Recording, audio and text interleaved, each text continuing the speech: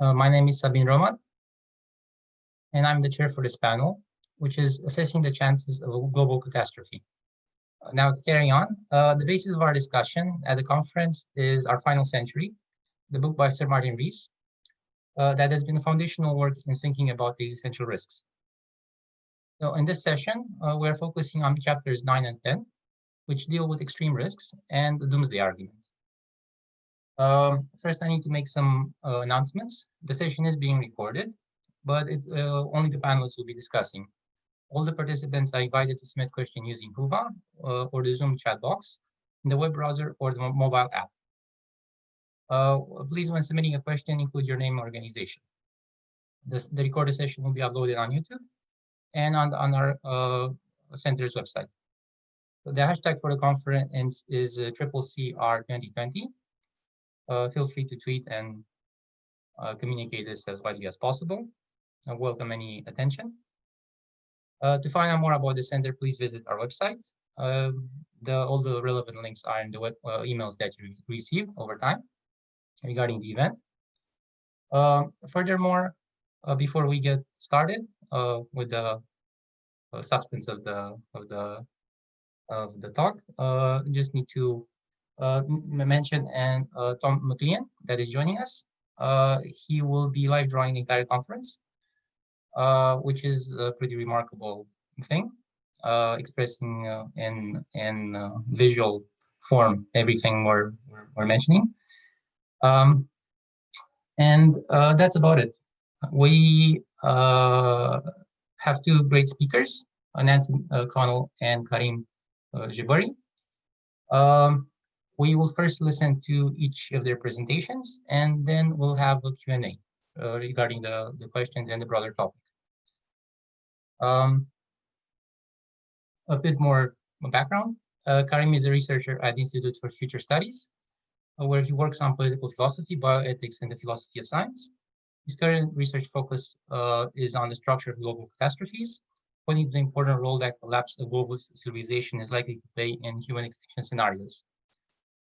His other research interests include transhumanism and rational philanthropy. He's currently working on an international panel on social progress, and he's principal investigator on a report regarding how discrimination affects Afro-Swedes' access to equal rights and opportunities. His doctoral dissertation, Human Enhancement and Technological Uncertainty, Essays on the Promise and Peril of Emerging Technology, explores applied ethics and how we could relate the challenges and opportunities of technological development. He holds a PhD in philosophy from KTH Royal Institute of Technology. So he will actually be giving the second talk. That'll be on existential risk and crunches. A very good segue into the general discussion. But before that, we have a presentation from Nancy Connell. She's a senior scholar at Johns Hopkins Center for Health Security, where she contributes on their work on global catastrophic biological risks. She's also a professor in the Department of Environmental Health and Engineering at Johns Hopkins Bloomberg School of Public Health. Her research focuses on advances in life science and technology and their application to a number of developments in the areas of biosecurity, biosafety, and biodefense, including novel biotechnologies, how biotechnologies can impact global catastrophic biological risks. She's an associate editor for Health Security, a member of the Board of Life Sciences, and a national associate of National Academies of Science. She does a lot of work on a series of workshops exploring activities related to implementation of biological weapons convention. Has a long-standing interest in regulatory policies regarding all this. She has a PhD in bacterial genetics from Harvard School of Medical School. And with that, I will open I'll let her start the presentation.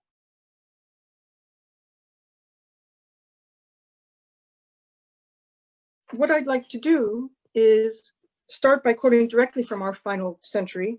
And Sir Martin's words, the gravity of a threat is its magnitude multiplied by its probability. This is how we estimate our concern about hurricanes, asteroids, and epidemics. If we apply this calculus to future man-made risks that confront us, adding them all together, the doomsday clock will shift even closer to midnight. And since he wrote those words, the doomsday clock has shifted to 100 seconds, the closest it's ever been.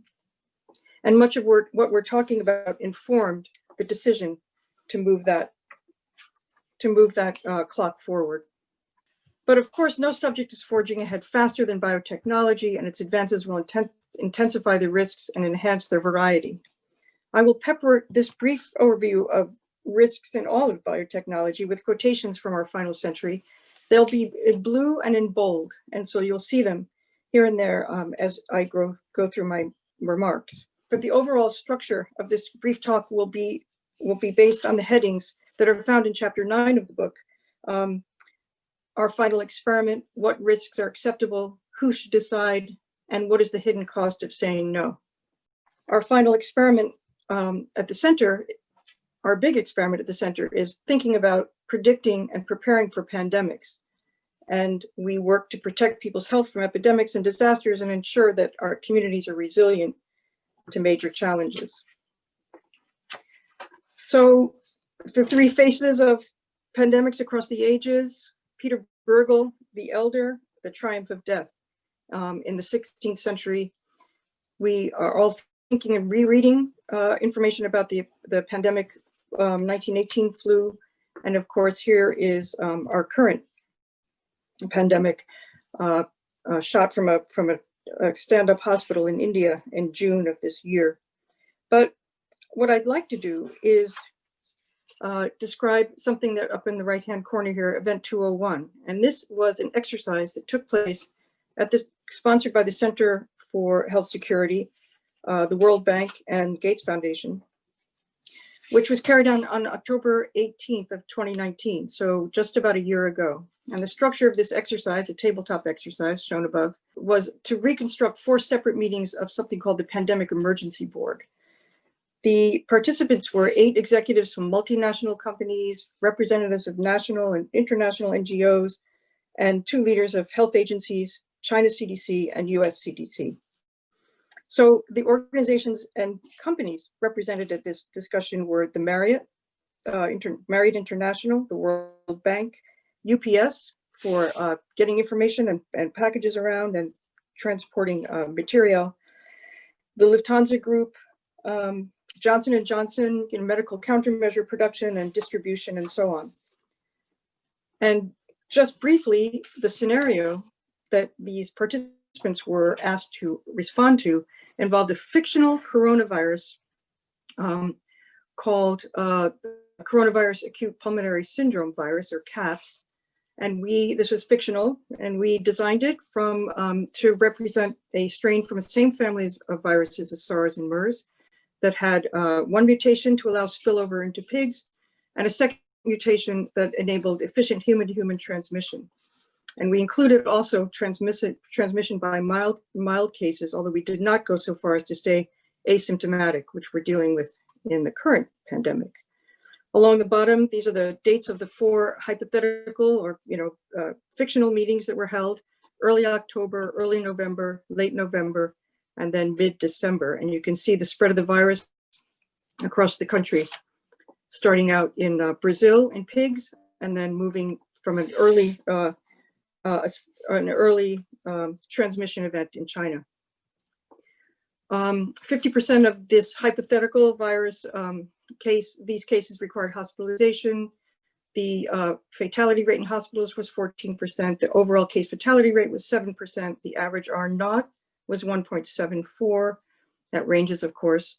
There was no licensed vaccine, just the beginning of one based on SARS and MERS, as was the situation with us, with our situation here. And there was no antiviral drug, but one fictional HIV antiviral maybe worked. And so considering how to ramp up manufacturing and distribution of this antiviral or to develop a vaccine were part of the calculus in the response of these participants. Here are the data that were presented for the first day. You can see early outbreak in Brazil, and then a couple of cases here and there: Ecuador, Chile, in the United States and China. And then projections in the bottom right. This fictional pandemic started to spread very efficiently in low-income, densely packed neighborhoods of megacities in South America. Exported to Portugal, through Brazil, United States, and China. Some countries were able to control it. No vaccine would probably be available within a year, at least within a year. The whole human population was susceptible. Here we are on November 7th. And during the initial months of the pandemic, the cumulative number of cases increased in our exercise exponentially. We expected and heard from the participations great disruptions to trade and travel, an estimate global GDP drop of about 4% in the first 6 months, high unemployment, runaway inflation, national instability, and changes in the global political landscape. There are many needs. We're in November now, not enough money, health responses insufficient, failing economies, and floundering businesses around the world. The support for failing health systems in low and middle income countries could cost upwards of 500 billion, approaching $1 trillion. Without financial support, economic failures would lead to government collapse in parts of the world. There's the last hypothetical meeting, fictional meeting was in mid-December at the 3 or 4 month point with 12 million cases and 1 million deaths. At this point in the discussion, we looked carefully and talked about mis and disinformation and the role of misinformation and disinformation in really leading to a devastating response effect. We've seen that happen. Healthcare workers under attack, pharmaceutical companies accused of introducing the virus itself in order to for profit. And in fact, the bottom line is that the global public faced a crisis of confidence and doesn't know who to trust. So the pandemic itself ended at the 18-month point with 65 million deaths. At that point, we asked the participants to think about recommendations. They're listed here. We won't go through them in gory detail, but you can see that we talked about how global businesses should recognize the potential economic burden, that WHO needs to create additional stockpiles of medical countermeasures and PPE. We need to assess and increase pandemic financial support, and that we need to assign greater priority to develop methods to combat misinformation and disinformation related to the pandemic response.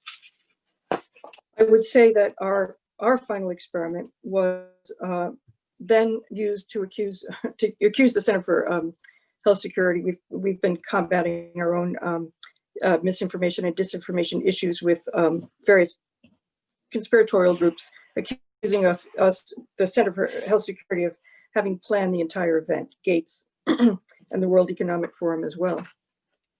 So we're constantly battling that. So, moving then on, and having described one of our approach to thinking about catastrophic biological risk, which is to carry out such exercises as one approach. What risks are acceptable? And Sir Martin discusses, as a physicist and a cosmologist, such risks coming from experiments that involve subatomic particle collision, which are truly remarkable discussions. But what I'd like to talk about are experiments based on something that he said in 2003, which is that after 2020, sophisticated manipulation of viruses and cells will become commonplace. He was right. We can now synthesize pretty much any virus, no matter how complex, in the laboratory in an afternoon. And as DNA synthetic techniques become more and more sophisticated and are about to actually expand through enzymatic DNA synthesis into being able to synthesize entire genes in one sitting, we can see that the synthesis of new viruses will become an issue. Sir Martin reviews current status in 2003 of biotechnology, looking at these kinds of issues. And we now, of course, have had, you'll recognize, of course, Kawaoka and Fouchier on the left here, who were thrown into the spotlight in 10 years after the book was published in 2011 for having reconstructed flu viruses to search for specific alterations in the genome that would lead to that would convert an avian or bird flu into a flu that could be transmitted human to human. And on the right, we see the ferrets, and ferrets are, a most excellent model for human exchange. So the revelation of these experiments that were ongoing and supported by the NIH in the US led to about half a decade of crisis. The risks and benefits were the first focus. The initial reactions were concern over allowing this kind of information to be used by bad actors. So it was really a security issue at first, that publication would provide access to bad actors or people with some kind of malign intent. The argument against that was often that there isn't enough skill out there for people to recreate these kinds of viruses on their own outside of sophisticated laboratories. I think we all agree that that probably is going by the wayside with the enormous talent and expansion of do-it-yourself biology. And the whole issue gradually morphed from a sort of biosecurity concern into a biosafety concern, and the issue of lab accidents, which I won't talk about today in my introductory remarks, but maybe we can get to in the question and answer period. Quoting Sir Martin again, experimenters should be cautious in pushing the envelope of science. Even if there were a case for, semicolon in the wrong place here, but even if there were a case for putting the brakes on some research, a moratorium could never be effectively enforced worldwide. So in the wake of the revelations in 2011-12 of these so-called gain-of-function experiments, there was first a 60-day voluntary moratorium. That was in January of 2012. The moratorium was continued beyond the 60 days throughout 2012. Research was resumed in 2013. In the US, there was the US government declared a moratorium with no endpoint. And in the interim, between 2014 and 2017, so for 3 years, were a series of meetings carried out by the national academies and attended and committed to by a huge international consortium. A series of reports, commissioned reports, and a sort of risk-benefit analysis was commissioned as well. And in December of 2017, the US lifted the moratorium and offered guidance on how to proceed with these so-called gain-of-function experiments. These limitations were focused on flu and coronavirus, influenza and coronavirus specifically. And in February of 2019, the experiments resumed. Highly controversial that these experiments resumed. There was not much fanfare. They just kind of started happening again. And so there was a lot of argument in the press, in the US press. And that scientific debate is not going away. There are basically two groups, and they've loosely binned themselves into two organizations, the Scientists for Science, who stress the value of the experiments and understanding ability to control pandemic flu, and I'll illustrate that how they might be right. And then those who are against, who emphasize the inherent dangers and accidents and the limited benefit. The two camps remain polarized to this day. And in fact, the whole situation has now been politicized. This is an article in April of 2020 describing how the US State Department issued a series of cables back in 2018 that were worried about safety issues at Wuhan lab studying bat coronaviruses. And there were gain-of-function experiments going on at that time. However, as Sir Martin points out, he refers to his colleague Hutt. Hutt and I realized that one way of checking whether an experiment is safe would be to see whether nature has already done it for us. And I think we have an occasion here to look at a new influenza, strain of influenza, which has been nicknamed G4.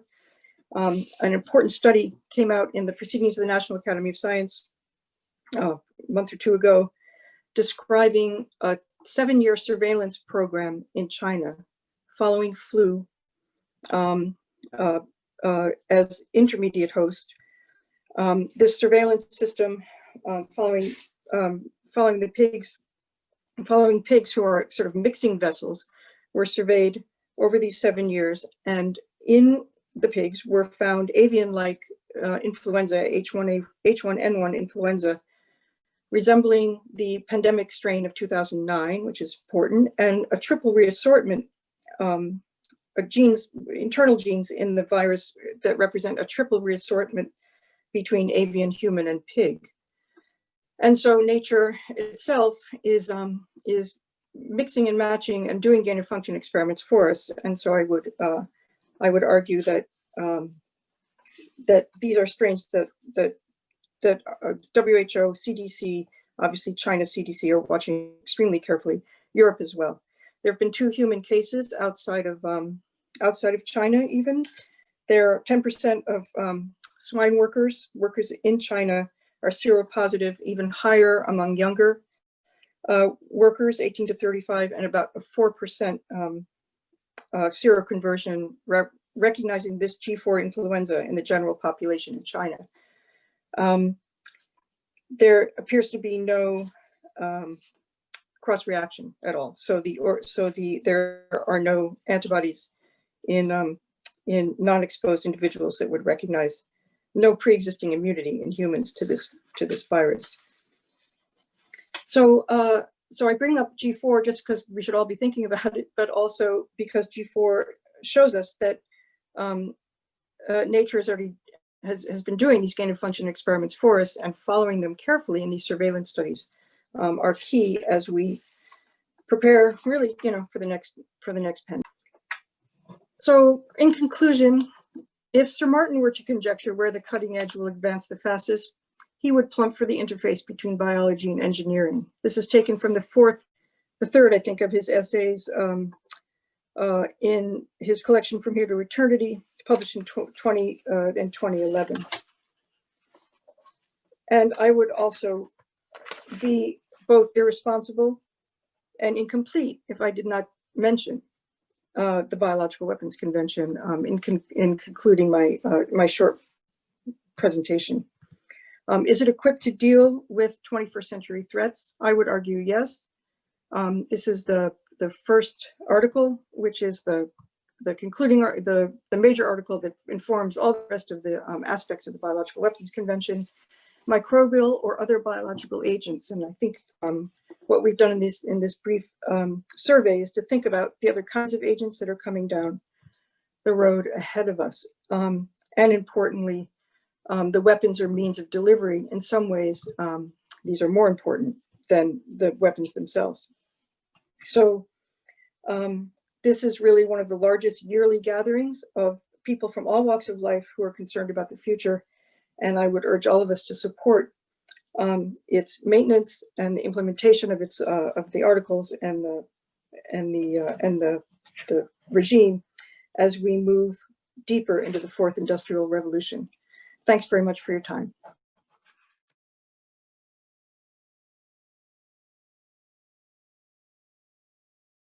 So I would like first to start by thanking the organizers for inviting me to talk about global catastrophic risks at this digital conference. So Lord Martin Rees and other scholars in our field, the study of global catastrophic and existential risks, have to a considerable extent explored extreme existential risks. Such risks are often very unlikely and immediately fatal. For example, in his classic book, Our Final Century, Rees discusses the possibility of risks associated with high-energy experiments. This makes sense, since his main area of expertise is physics and astronomy. Rees also explores some interesting philosophical arguments, such as the doomsday argument, and so on. All these approaches to existential risk are very important and have in some respects formed the foundation of our field. My own approach has been somewhat different, mostly because my expertise is closer to the social sciences rather than to physics and astronomy. I call this approach the crunch approach, to contrast it with the bang approach explored by many senior researchers in the field. The terminology is borrowed from Nick Bostrom, who describes a bang as a relatively sudden event that causes the existential catastrophe, and a crunch as a drawn-out event or a series of events that lead to slow decline and/or permanent stagnation. An example of a bang that is discussed by Rees and others would be the unexpected forming of a black hole at the center as a result of high-energy physics experiments. The black hole would, it is hypothesized, destroy our planet in short order. By contrast, a crunch could be imagined as an outcome where, for example, global warming turns out to be much worse than expected, and that a botched attempt at geoengineering partially destroys the ozone layer, which in turn triggers depressions, wars, and that these in turn reduce the institutional capacity to contain pandemics, which in turn reduces the capacity to adapt to global warming and so on. So we get self-reinforcing cycles of disasters and institutional weakness that further increases vulnerability to other disasters. I think that crunches are important to explore because most historical large-scale collapses of civilizations have been crunches rather than bangs. For example, the fall of the Western Roman Empire was a drawn-out process where institutional weakness aggravated internal conflicts and reduced the state's capacity to control migration of non-state actors. These seized or destroyed important economic assets. However, while the Western Roman Empire is often said to have ended in 476, some Western Roman institutions and part of the way of life in the empire did not disappear in 476, but slowly declined and further deteriorated in the aftermath of Justinian's wars in the Italian peninsula and the volcano-induced weather disruptions, famine, and the Justinian plague in the 530s. While we know much less about other examples of social collapse, such as the late Bronze Age collapse and the fall of the Maya Empire, we also see here complex interactions between changing climate, disease, civil strife, foreign invasions, and/or uncontrolled migration and famine. Another reason I think we should focus more attention on crunches is that I'm not at all confident about the prospects of humanity in the case of a social collapse. I argue in a paper that is now under review that we have little evidence to support the hypothesis that an advanced industrial civilization would quickly re-emerge in the event of a social collapse. Moreover, I think that humankind may be very vulnerable in a post-collapse outcome to hazards that are less concern for us, for a modern civilization. For example, the HIV/AIDS pandemic that is now contained and controlled with medications might, post a collapse, start infecting people again and could have devastating consequences. So I am in one sense more pessimistic than some other colleagues. For example, Toby Ord in his excellent new book, The Precipice. I have to say that it's great that he tries to quantify his assessment in a way that allows for a more precise discussion on potential disagreements. However, I think he underestimates the likelihood of a crunch. So Toby Ord argues that we have a 1 in 6 risk of not making it this century. I would argue that the total risk is somewhat higher, maybe 1 in 5, and that most of that additional risk is from crunches. So the study of crunches requires in general a deeper engagement with the social sciences and an interdisciplinary approach that combines ideas from, for example, philosophy with theoretical tools from social science. I have found that combining these have been very helpful in assessing these risks. And this is one of the things I really like about this field, the study of existential risk. I think that the best work in our field combines philosophy with informed empirical considerations. I think that many researchers that study existential risk combine and apply philosophy in a great way that is very unusual in other fields that philosophers contribute to. For example, in medical ethics, philosophers often try to apply their favorite ethical theory to a problem that they perceive to be important. They seem to start with a solution and look for a problem. But since they don't know much about the field they are commenting on, they often address issues that are irrelevant. So I think that an interdisciplinary approach to the question of global existential risk is the best, but I think it requires that we engage seriously with both philosophy and empirical science. And this is especially the case when exploring risks associated with crunches. My anecdotal impression, I don't know if this is true anymore, but well, I have the impression that many researchers in adjacent fields, for example, climate scientists, don't engage to the same extent with that, and they don't engage to the same extent with philosophical theories, also tend to neglect existential and catastrophic risks. For example, the IPCC mentions that global warming could exceed 6 degrees Celsius if the amount of CO2 would double from pre-industrial levels.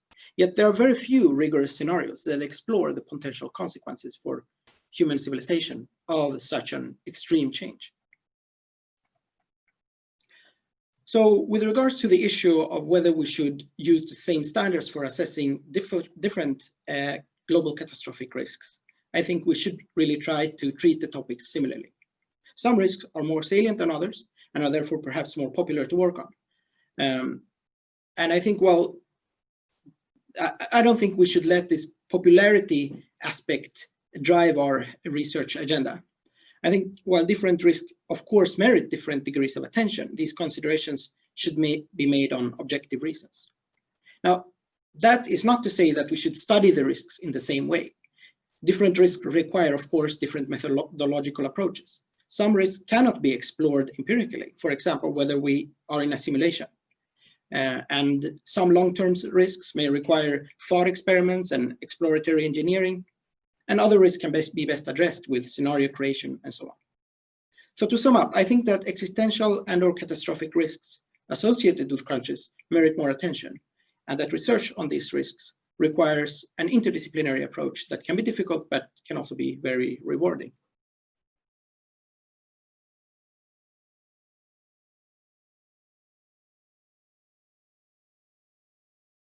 Welcome back. I hope everyone found the presentations interesting and fascinating. I certainly have. We will be taking questions now.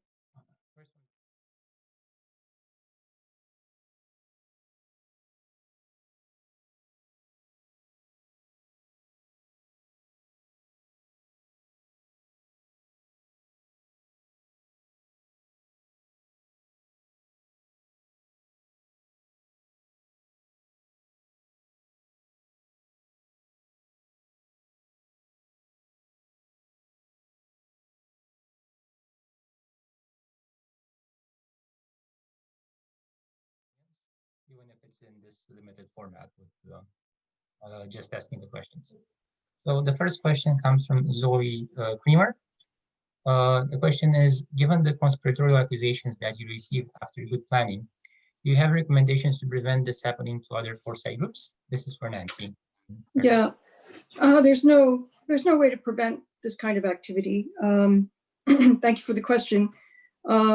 We block abusers or attackers on Twitter, and mostly what we do is just keep working. We just keep working, researching, writing, posting our reports, and trying to maintain, the sort of sober approach that we have to this topic. We did go back and add to the pages on our website describing Event 201, this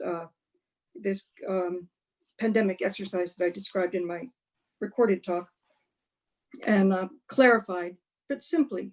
We just clarified in a few sentences and then inserted the word, hypothetical or to be sure that people understood that this was just a, on every single page, we inserted that this was an exercise, reminded people that it was an exercise. But, there's no real way to counter this kind of activity. In fact, many of you may have seen in the press about a month ago that a group of Chinese researchers published in papers that claimed that the Chinese government had actually engineered and released SARS-CoV-2. And the format of this so-called paper looked like a preprint, that we're all dealing with now, these preprints that haven't been peer reviewed, but that are accessible to everyone. It looked very official. It was very sciencey. You know, it was very, very well put together and so on. And there was a lot of complaint on so-called epi-Twitter, you know, the group on Twitter that's following carefully the science related to this, to the pandemic, who just said, oh God, who has time? You know, which, you know, the scientists felt they just didn't have time to respond in any way to this really egregious junk science that was being posed and sent around the world, you know, claiming that the Chinese government had created this, this virus. So we sat down at the center and just, it took us about 2 days, and we sat very carefully and we refuted every single statement that was imprecise or wrong in this article and published it. And I think the AAAS did the same thing, sent out the article sort of anonymously to 3 or 4 experts and had them respond. In normal not normal, I should say, in previous era, before the era of preprints, a paper such as that would never have made it even, you know, across an editor's desk because of the inaccuracy that was evident from the beginning. So that was one time that we actually did respond specifically. And so I would say, you know, the best response, because there's nothing you can do really to defend yourself against this, other than just continue with your sober, careful, you know, considered work. Thank you. Thank you, Nancy. There was also another question related to the first one by John Fogel. What methods do you use to combat mis and disinformation? Hiring marketing data science types to counter those types at their own game. And I think that also was answered because yeah. There was a sub question by Lalita from CSER, my colleagues. Were you surprised at all by this conspiratorial response from the exercise? I mean, some of us were more surprised than others. I was surprised at my kind of naivete. I thought, how could people possibly think that this could somehow be connected to our carrying out this event? But, you know, in addition, we're a think tank. We're not, you know, it's not a scientific organization that's cloning genes and so on. So, and sequencing, but, you know, but it was a general statement that, you know, the deep state or that some organization had actually created this pandemic, you know, intentionally, which is, you know, disturbing. And as all of you know, we're dealing with in the United States with, you know, almost 50%.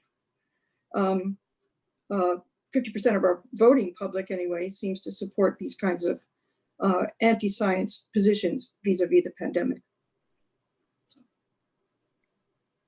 Righty, thank you. So I was aware of this potential issue that given Nancy's talk was about COVID, quite a large number of questions would be aimed, and it could easily take up a lot of time. Yeah. I would probably not ask all the questions that will be coming in. We'll be moving now a little bit to Karim's topic. Hayden, which is another one of my colleagues, he's asking, Karim, I agreed that there should be more focus on crunches. In the theme of this session, what probability would you place on the recovery of global society after a collapse, say within 500 years?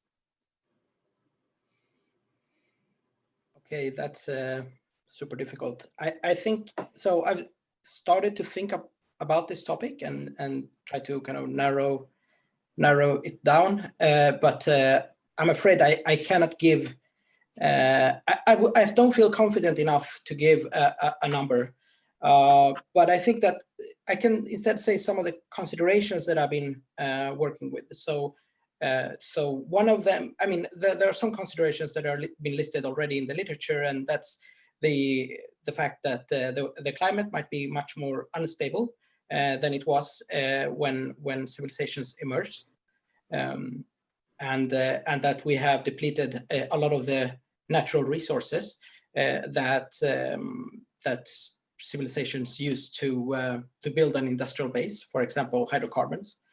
But then there are the kind of softer variables, and that's partly what my paper is about.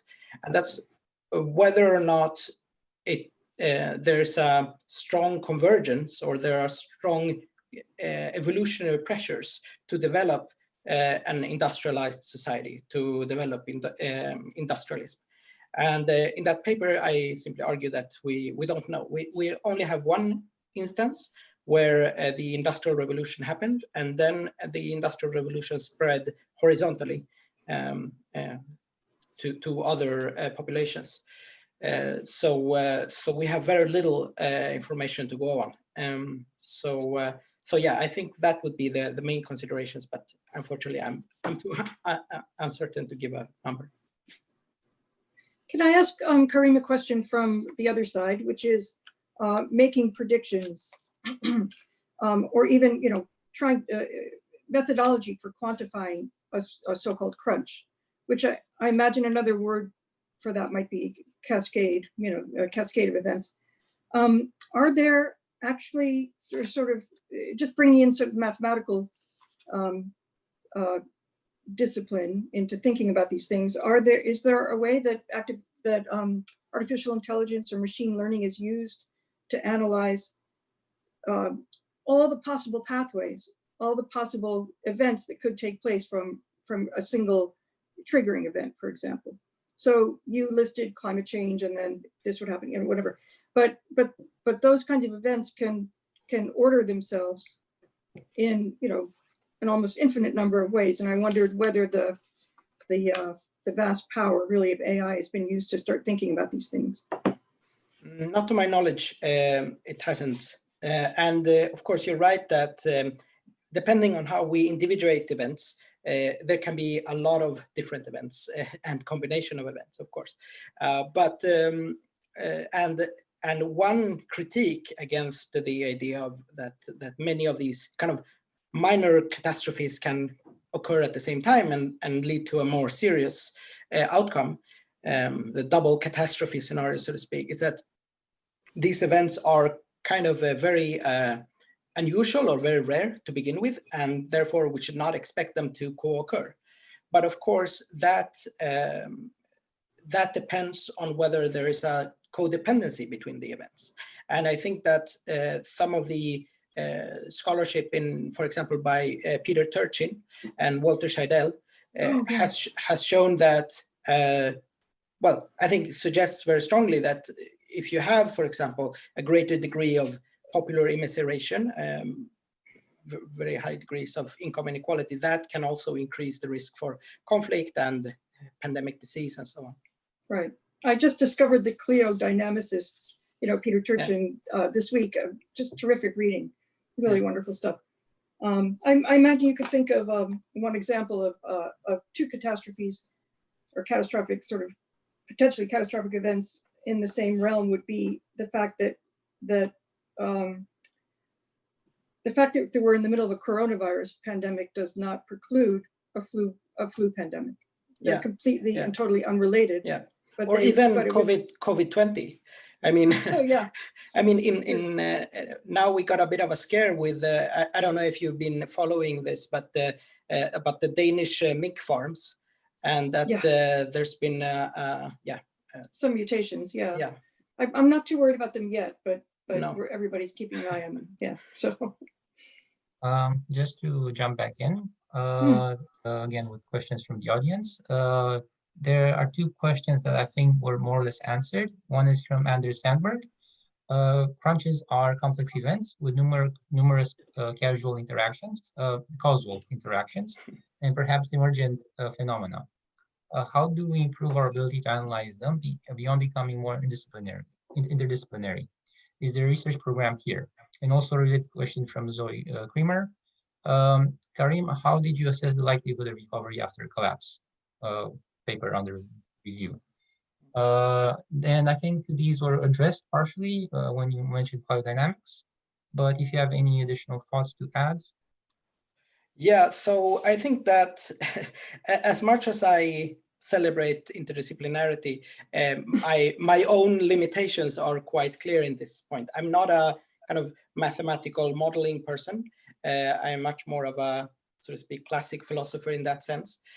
So I think that my role specifically, like limited by my skill set, is to try to map out scenarios and possibilities, and have a discussion on interrelations. But I think that and I think that hopefully could lay the ground for more rigorous work from other people. Thank you. I would have a lot to add to this, but it's not. I could talk for a very long time, and maybe it's not. I might share some thoughts later on, but there are quite a few more questions added for Nancy, and some highlighted in bold to get my attention. One is from Christelle Fourie. I might be butchering the name. Sorry about that. I'm just doing my best. Well, she's asking, what aspects of the current COVID-19 pandemic did the planning exercise in 2019 for Event 201 help in terms of response? Where these aspects that you feel were better to respond?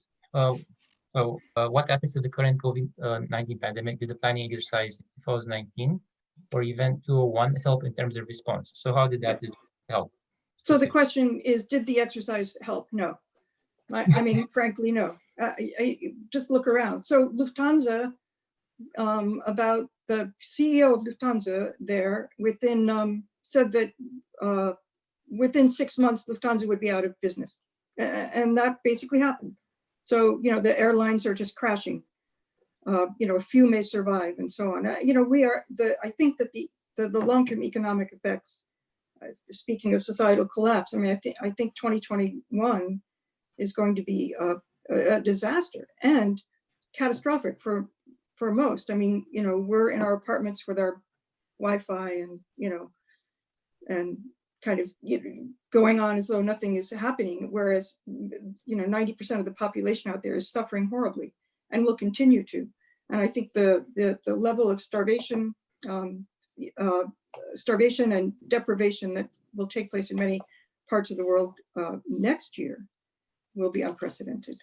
So, event number one, in my view, I'm quite nervous about the state of the globe in 2021 and 2022. So. Yeah. Most countries were left completely incapacitated. Everybody ran out of PPE everywhere. We're starting to run out of it again now. Hospitals didn't learn from the first and second, if they had a second wave. The US is out of control.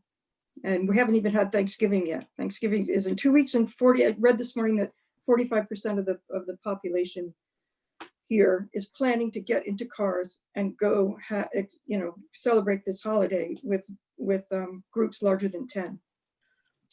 It's a disaster. So, and misinformation is, a large part of the problem here. It wasn't this bad in 2009 pandemic, the communication in the flu pandemic of 2009. But there were some missteps in 2009 that may have started the kind of distrust that our country has anyway for public health measures in general. So I'm happy to leave COVID though. It's anyway. So. Thanks. I'm not sure. Maybe there is the question for Karim that's being addressed. I'm not sure which one to. So there was one that's a bit older than the one on the chat. So you argued persuasively in favor of interdisciplinarity. Would fundamental evaluative differences pose an obstacle to fruitful collaboration between philosophers and empirical experts? So, for example, the value of actual human life versus hypothetical, which a philosopher might consider to be the same as a living person. Or, for example, the wrongness of causing other species to go extinct. So the question is essentially about the fruitful collaboration between the philosophers and people that are maybe a bit more grounded in practicalities? Well, I mean, so yeah, I've been doing interdisciplinary cooperations for quite some while now, since I finished my PhD. And the impression that I have is that it's actually not those problems. That's typically not a problem, that you have like different conceptions of the good. But what could be a problem, and you hinted to this in the question where in the level of groundedness, is that when I started this, I had this kind of approach that we have a theory and we can just apply it.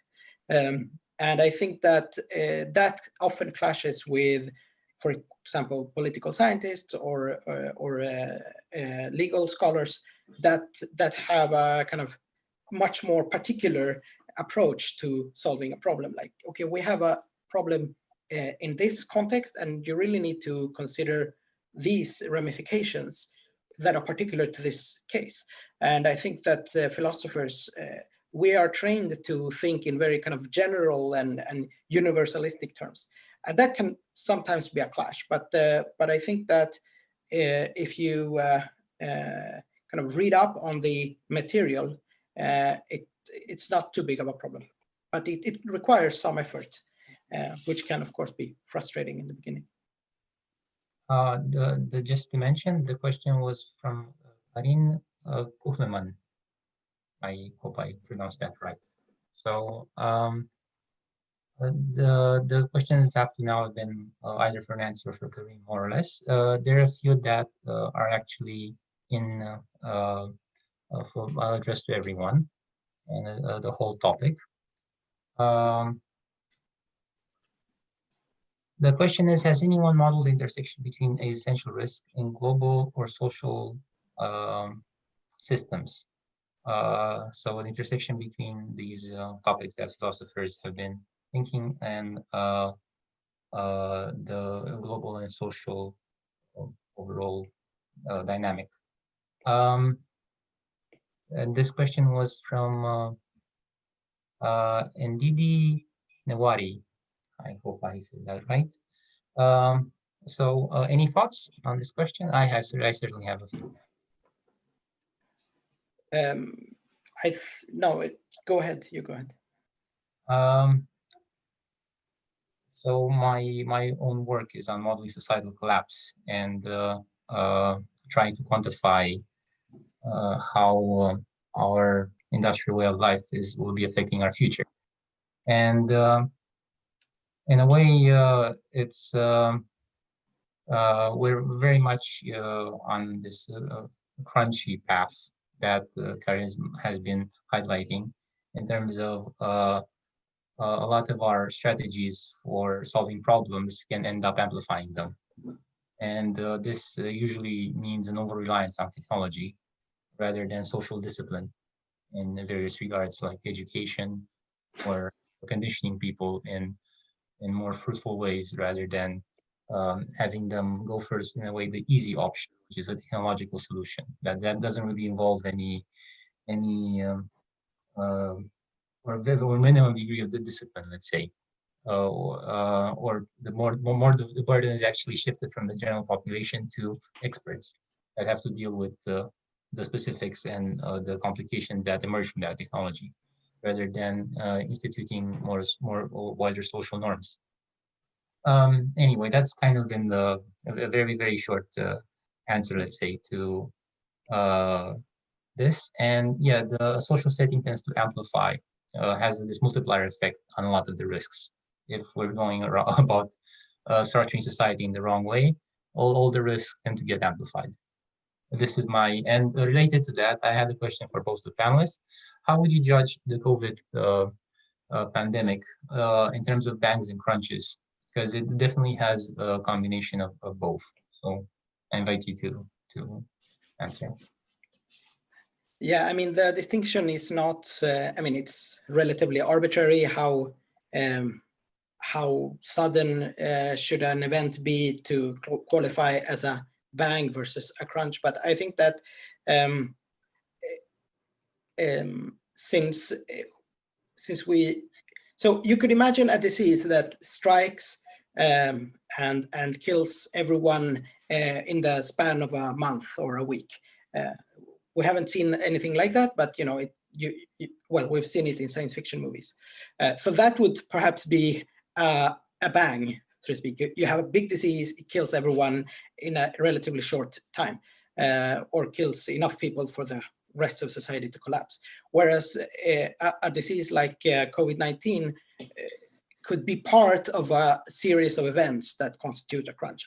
I don't think that it will, but I think that since the harm inflicted of the disease is partly through what Nancy was talking about, economic collapse and famine and those kind of things, increased polarization and so on. So I think the ongoing pandemic is an example of how an exogenous event can come in and mess up a lot of different things in our society that makes us, at least temporarily, weaker and less able to withstand other shocks. As Nancy said, if there would be a flu pandemic coming now, that would be really bad. So we're at the moment much more vulnerable to a flu pandemic than we were in 2018. I think that's a great answer. I don't need to add. So. Right. There is a question for Nancy from Lalita that's been on the page for quite a while. The question is, many of the shortcomings of COVID-19 responses are being excused, at least in the UK, by the fact that the pandemic preparedness was traditionally focused on flu, not coronaviruses. Based on what you've seen through Event 201 and your broader experience, do you buy into that? I'm sorry, I missed the middle section. Is it in the chat? Hold on, okay. Yeah. I sent the question, yeah, so you could see the whole. Flu, no. Yeah, the middle part was whether you can blame this on being prepared for flu. There are a few, I think the only way you could argue for that, to that point, is that we have flu vaccine is really the only vaccine for which we had a capacity. So probably within six months, we could have manufactured literally 5 billion, 6 billion doses of flu vaccine, because we make flu every year. We make billions of doses every year. And so all of those manufacturing capability, all of that manufacturing capability probably would have been,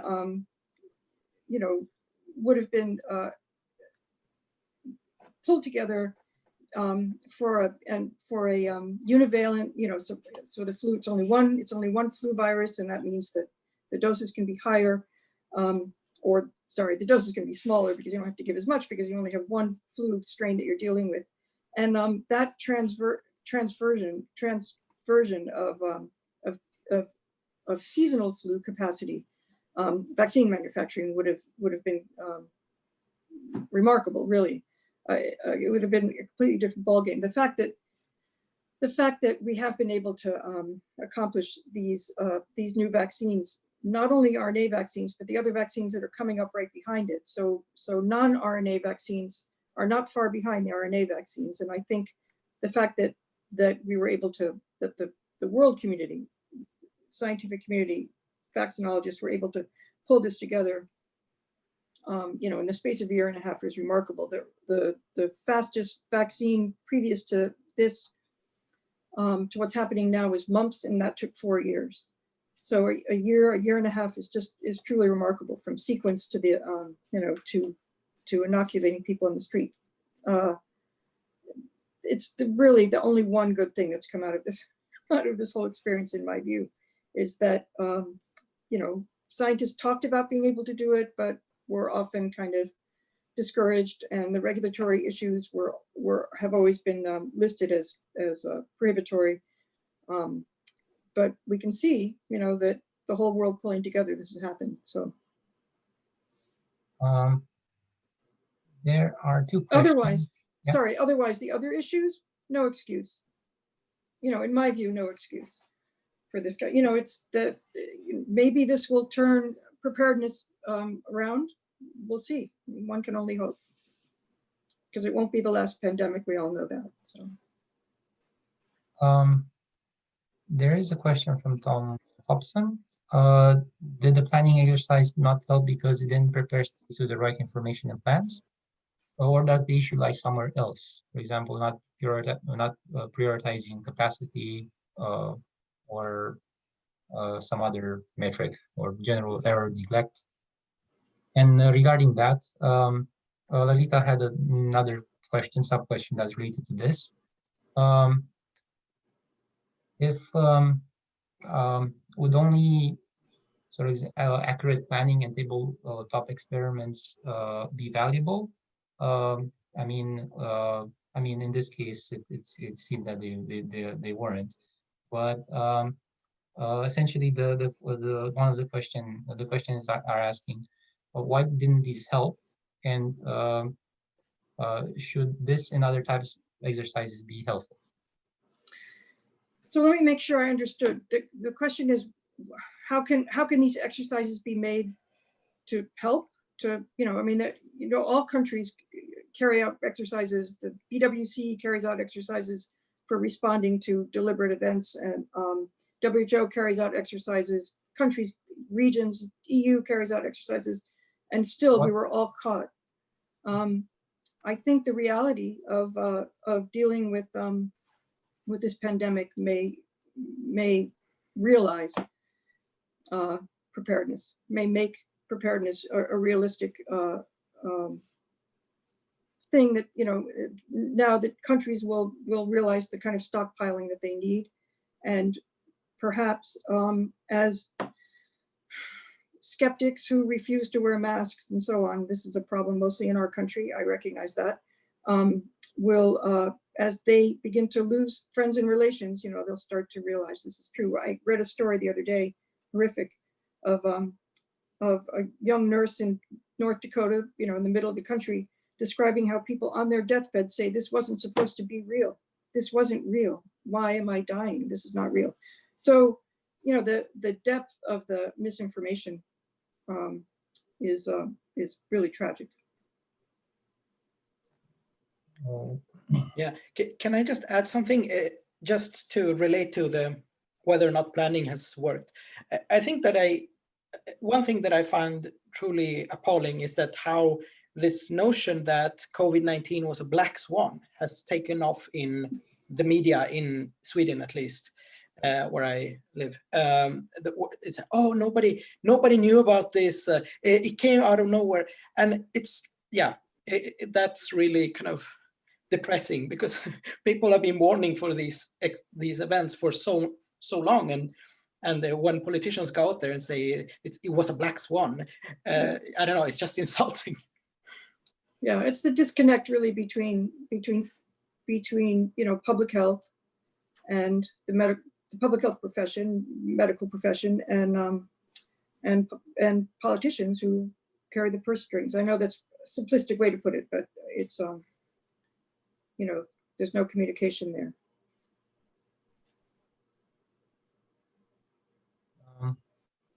So there's a lot of thoughts I would comment on and expand on all of this, but I need to be focused on the questions from the audience because it's their main avenue. So there is a question from Andrew Sandberg. Actually, there are many, but the one that's most strongly highlighted is, what kind of likelihood estimates would be most useful for positively influencing the world? Giving, say, a 1.3 probability of nuclear war per year may matter because the decision makers consider it unacceptably high, while likely may not carry the same connotations as this this falsely exact number. All models are wrong, but some are more decision relevant or decision driving. And I'll copy paste this in the chat so you can see all the syntax and semantics. So it's essentially asking what sort of estimates would be most influential in policy. I don't know, Karim, I think you're thinking about these probabilities a bit more than I am, I can discuss very specific probabilities of the chances, for example, of an accident in an existing, lab around the world for release of a dangerous pathogen. Studying the rate of accidents, what kinds of accidents, incidents that have been reported, the rate of reporting, and so on. A lot of people who work in labs sometimes don't report incidents, whether those incidents can result in, a point source for release of a pandemic. And basically the numbers that Lynn Klotz is one of the strongest components of making these calculations. And he's a senior fellow at the Center for Arms Control and Non-Proliferation in DC. And he basically comes up with a number of 1.25. There's a 25% chance in the next 10 years of a highly pathogenic, I think he's dealing mostly with bird flu converted to a human pathogen, right? Therefore, the usual sort of immune response is not present because the backbone basically is avian. A 1 in 4 chance that will happen in the next 10 years, based on 10 laboratories working in these kinds with highly pathogenic avian flu. So I can talk about those numbers, but I think, so that's 1 in 4, but that's a very kind of narrow, a very narrow discussion. But he's made calculations that are pretty precise on how to come up with that number. So Karim, what do you think? So yeah, my experience when interacting with politicians and policy officials is that you try to conceive that small probabilities imply a lot of risk when we're talking about, for example, nuclear war or social collapse due to climate change. But I personally find it difficult to explain to some of these people that we should not. It's not likely that a doubling of CO2, for example, will lead to more than 6 degrees increase in temperature over the next century. It's not likely, but it's clearly, the probability is clearly too high for comfort since the outcome would be so bad. I find it very difficult to communicate these probabilities to policymakers because you try to tell them a number that seems reasonable to you, and they look at you and they think like, oh, you're a denier, or you're saying that climate change won't be catastrophic. And what I'm trying to say is, yes, it could be, and we should care about it, but the probability is not 100%, or it's not even 50%. It's probably much lower than that, but it's still a really big problem.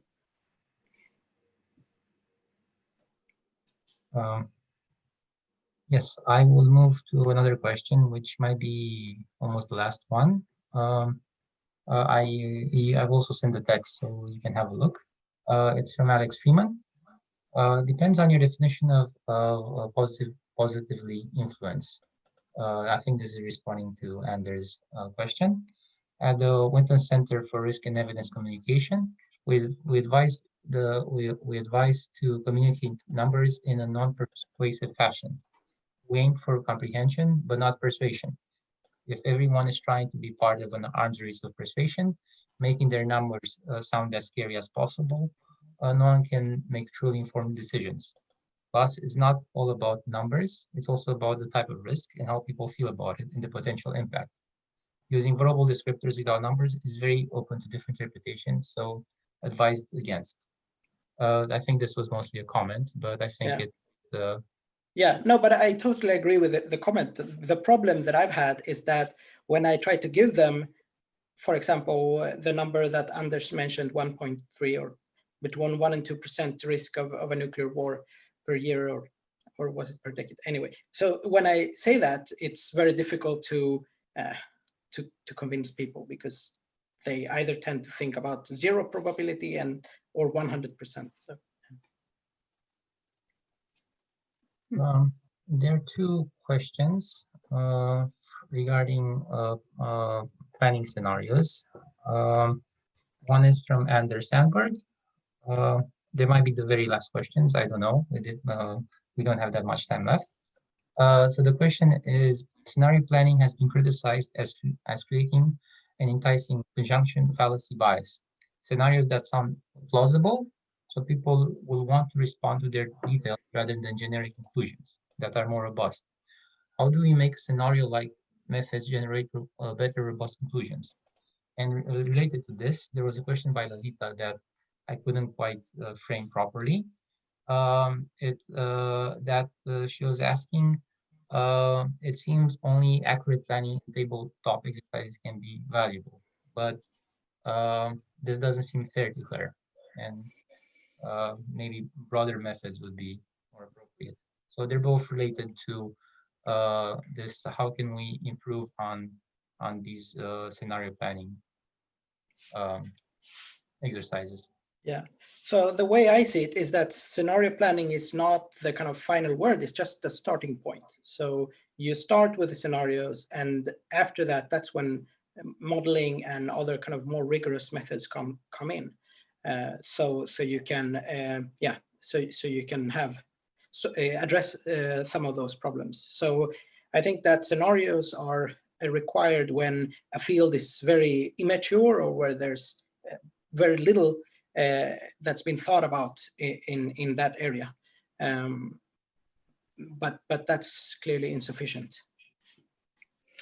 Yeah, I would say that if we're just thinking about pandemics, then the experience of this year and next will be on everybody's books. Everyone will have a playbook now, I think, for how to disseminate appropriately public health measures, how to get instructions across in a way that's not inconsistent and that people can appreciate and respond to, how to quickly ramp up PPE if needed, and this remarkable sort of medical countermeasure response.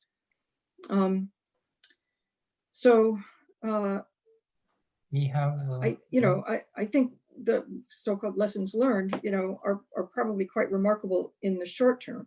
One wonders, of course, in the long term whether this will work. So one of the, harking back to 2001 to the so-called anthrax attacks, well, they were anthrax attacks, to the anthrax attacks, there was a big effort after that incident, after 9/11 and the anthrax attacks around the world, really, to think about pandemic response and to start planning and preparing and so on. Certainly in the US, but also in the EU and interactions with, I remember, extensive workshops and planning exercises that really spread across the world in the auspices of, for example, the BWC, WHO, and so on.